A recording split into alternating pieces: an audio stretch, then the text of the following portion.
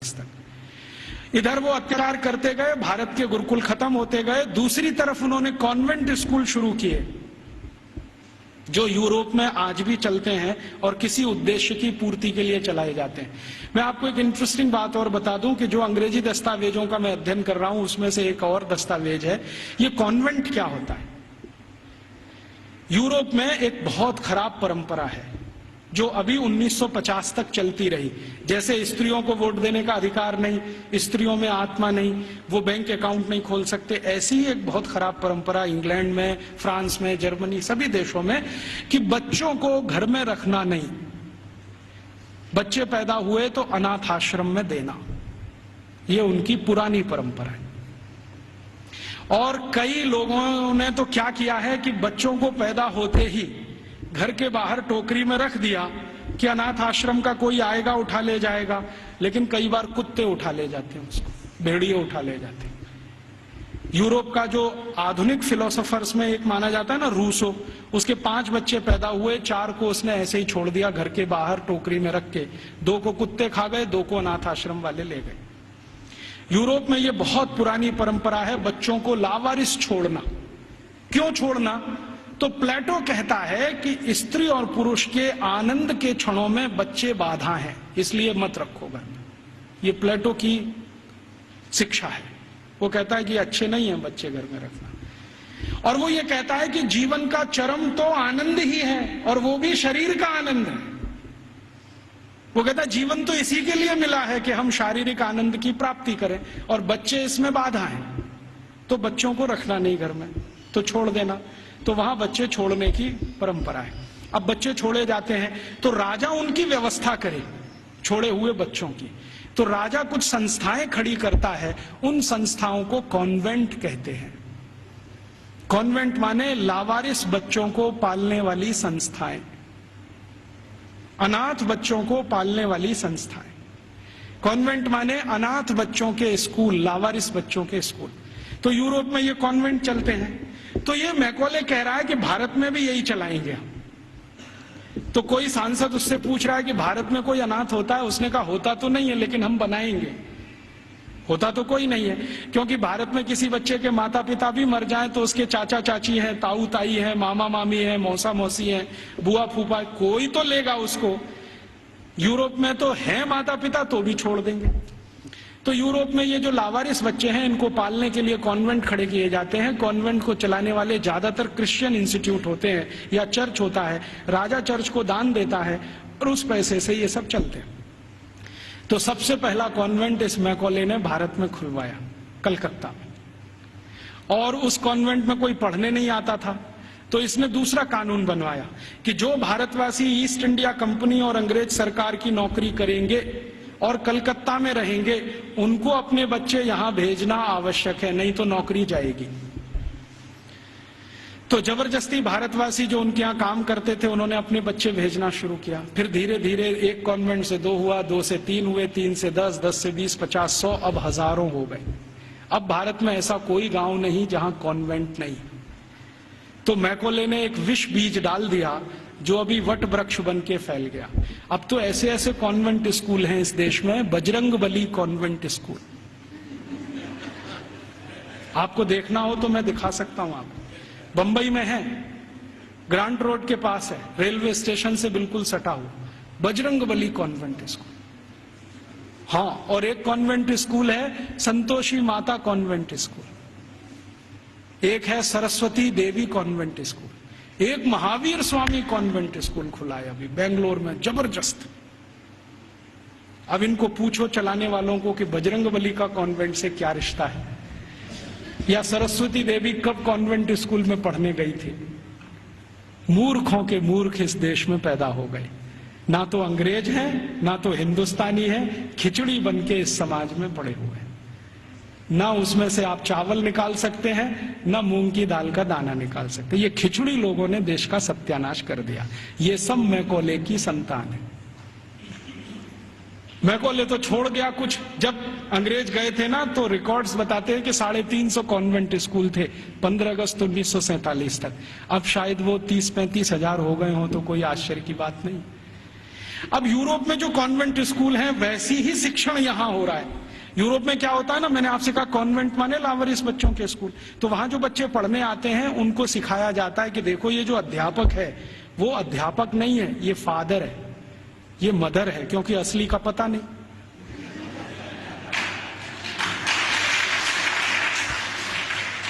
असली का तो कुछ पता नहीं, लावारिस है, किसका है बाप उसका और कौन है उसकी माँ।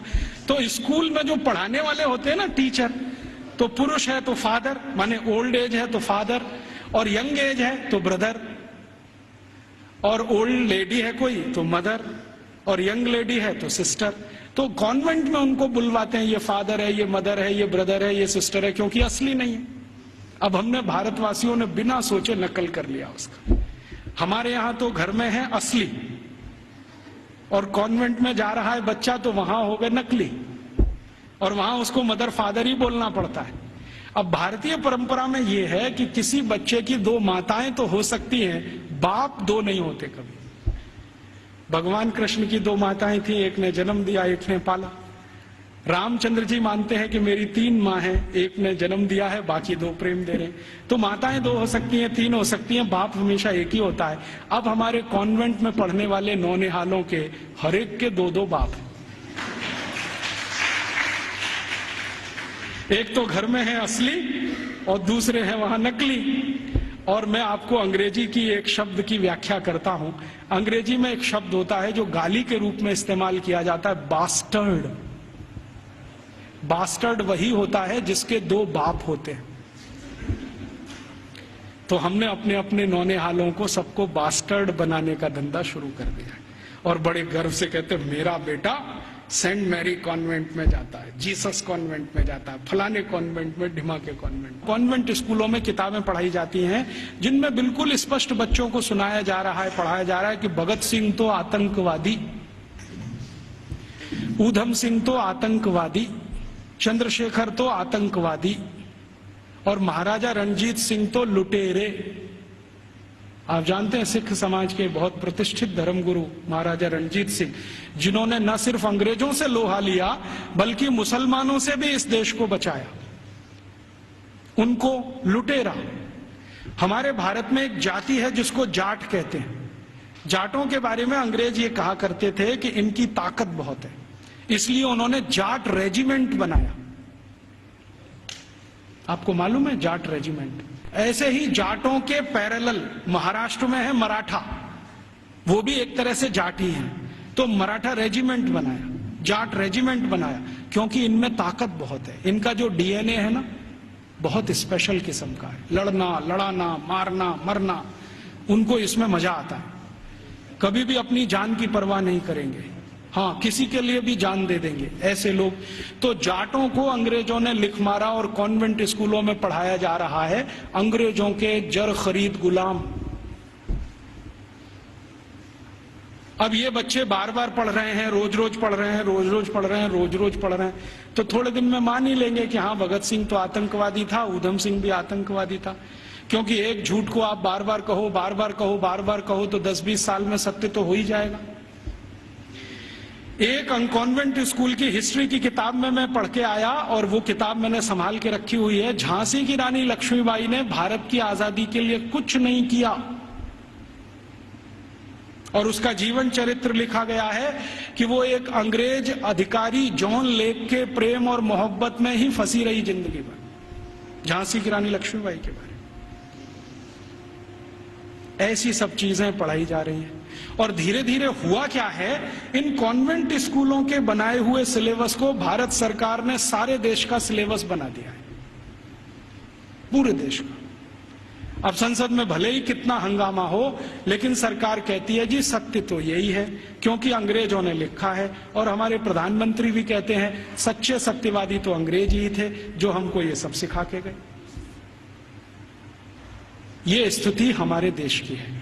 तो ऐसी गंभीर स्थिति में हम सबको सोचना है, आज शिक्षक दिवस है, तो हम सब सोचें कि इस शिक्षा का क्या करें जो यूरोप से आई है और हमारे देश में जड़ जमा के बैठ गई है। मुझे बहुत कष्ट होता है आपको ये बताते हुए कि भारत में जो कॉन्वेंट स्कूल चल रहे हैं, आप जानते हैं इनके पास सबसे ज्यादा भूमि है भारत देश की, मैंने संसद में एक प्रश्न करवाया था, आप यहां बैठे हैं, मेरे एक दोस्त हैं अखिलेश कुमार करके गोरखपुर से, और सॉरी उसके पास के क्षेत्र से सांसद हैं। मैंने कहा जरा ये पूछ तो लो कि भारत में सरकार के बाद किसके पास सबसे ज्यादा जमीन है। तो उत्तर आया कि सरकार के बाद सबसे ज्यादा जमीन चर्च और उनके कॉन्वेंट स्कूलों के पास ही है। रेलवे से भी ज्यादा जमीन इनके पास है। और हजारों हेक्टेयर जमीन एक एक रुपए के लीज पर दी गई है। हजारों हेक्टेयर, 1 रुपए का लीज, 2 रुपए का लीज, माने साल में वो 1 ही रुपया देते हैं, हजारों एकड़ जमीन भारत की इस्तेमाल कर रहे हैं और उनकी मिल्कियत है। 1820 से अंग्रेजों की सरकार ने ये जमीन देना शुरू किया, 2006 तक ये अबाध गति से चालू है। हमारी ही जमीन है, हमारा ही पानी है, हमारे ही संसाधन है। पहले मैं क्या सोचता था कि इन कॉन्वेंट स्कूलों में डोनेशन बहुत देती होगी सरकार, लेकिन संसद में एक जब सवाल करवाया तो पता चला कि सरकार का डोनेशन तो 10% ही है, बाकी समाज का डोनेशन। अकेले मैं मुंबई का आंकड़ा आपको दे रहा हूं। बंबई में जितने कॉन्वेंट स्कूल चलते हैं उसमें 92% हिंदू समाज के लड़के लड़कियां पढ़ते, 92%। 2.5% क्रिश्चियन समाज के हैं और बकाया में मुसलमान हैं। ये है स्थिति। तो 92% विद्यार्थी हिंदू समाज के जो पढ़ते हैं बंबई में कॉन्वेंट स्कूलों में, वो सब विद्यार्थी के मां बाप 1 साल की फीस के रूप में 18,000 करोड़ रुपए देते हैं। आप सोचते हैं ये रकम कितनी बड़ी है? राजस्थान सरकार के बजट का लगभग आधा बंबई, सिर्फ बंबई के कॉन्वेंट, फिर कलकत्ता के कॉन्वेंट, मद्रास के कॉन्वेंट, हैदराबाद के कॉन्वेंट, दिल्ली के, इन सबको मैंने जोड़ना शुरू किया। फिर B क्लास सिटीज के कॉन्वेंट जैसे अजमेर है, जयपुर है, ऐसे शहर, फिर C क्लास। कुल कॉन्वेंट स्कूलों में साल का भारतीय समाज के द्वारा 1 लाख करोड़ रुपए से ज्यादा का डोनेशन और फीस दी जा रही है। हमसे पैसा ले रहे हैं और हमारे ही बच्चों का दिमाग घुमा रहे हैं और ऐसे ऐसे दिमाग घुमाए जाते हैं। एक कॉन्वेंट स्कूल के खिलाफ मैंने मुकदमा दाखिल किया हुआ है गुजरात हाई कोर्ट में। मामला क्या था, छोटे छोटे बच्चे वहां पढ़ने को आते हैं, तो उन बच्चों को लेने के लिए बस जाती है, तो ड्राइवर को कहा जाता है कि जानबूझ के बस बंद कर देना। तो कभी भी वो ड्राइवर बस बंद कर देता है। फिर बच्चों को कहता है देखो बस खराब हो गई, तुम्हारे भगवान का नाम लो। तो बच्चे का नाम लेते हैं, हनुमान जी का, राम का, बस चालू नहीं होती। फिर वो कहता देखो तुम्हारे भगवान तो कमजोर हैं, ये तो चालू नहीं हो रही, अब ईसा मसीह का नाम लो। जैसे ही बच्चे ईसा मसीह का नाम लेते हैं वो तुरंत स्टार्ट कर देता है। तो 3-3 साल के बच्चों के दिमाग में आ जाता अरे ईसा मसीह तो बहुत ताकतवर है। फिर वो बच्चे आके अपने घर में मम्मी पापा को बोलते हैं अरे देखो हमारी बस खराब हो गई थी, हमने ईसा मसीह का नाम लिया, वो चालू हो गई। ये मैंने एक घर में एक बच्चे के मुंह से सुना, उस दिन मेरी आत्मा हिल गई। मैंने कहा ये हो क्या रहा है। आज मैं आपके यहां आने से पहले शाहपुरा एक छोटे से नगर में था, तो वहां पर राम सनेही संप्रदाय के एक बड़े संत हैं। उन्होंने तो कहा कि इतना ही नहीं होता, कॉन्वेंट स्कूल में आगे भी होता है। बच्चे जो छोटे छोटे होते हैं ना, जिनके मन भोले भाले हैं, उनको एक खेल खिलाया जाता है कि उनके राम और कृष्ण है ना, उनकी मूर्तियां बनाई जाती हैं मेटल्स की और बच्चों को दिया जाता है। फिर वो कहते हैं कि स्विमिंग पूल में इनको तैराओ, तो बच्चे उनको डाल देते हैं, वो सब डूब जाती है क्योंकि मेटल्स की। तो कहते हैं देखो तुम्हारे भगवान डूब गए। फिर उन्हीं छोटे छोटे बच्चों को काष्ठ की मूर्तियां दी जाती है, लकड़ी की, ईसा मसीह की, कहते हैं तैराओ, तो वो तैरने लगती है।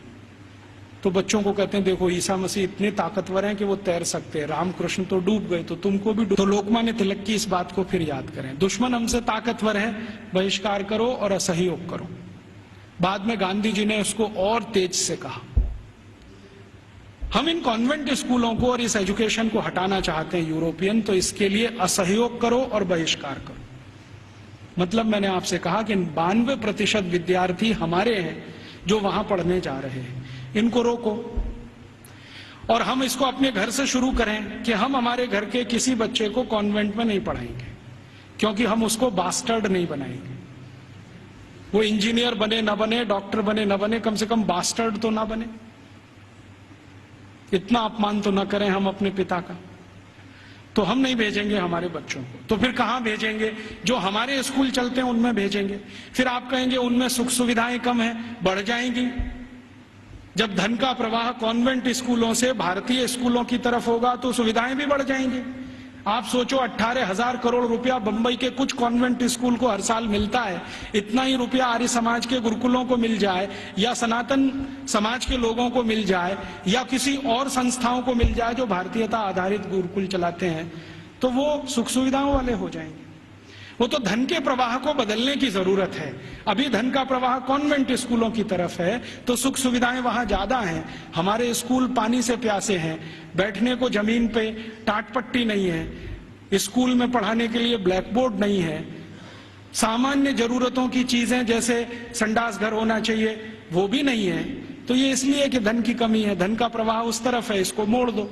तो समाज में एक बहस चले इस पर कि ये कॉन्वेंट स्कूल आए कहां से हैं, उनके यहाँ शिक्षा की क्या स्थिति रही है, तो शायद इसमें से एक समझ बने और ये समझ हिंदुस्तान में अगले 2-3 वर्षों में कोई अभियान का स्वरूप ले और ये अभियान हिंदुस्तान के इस विष बीज को उखाड़ कर फेंक दे, ऐसी भावना मेरे मन में है।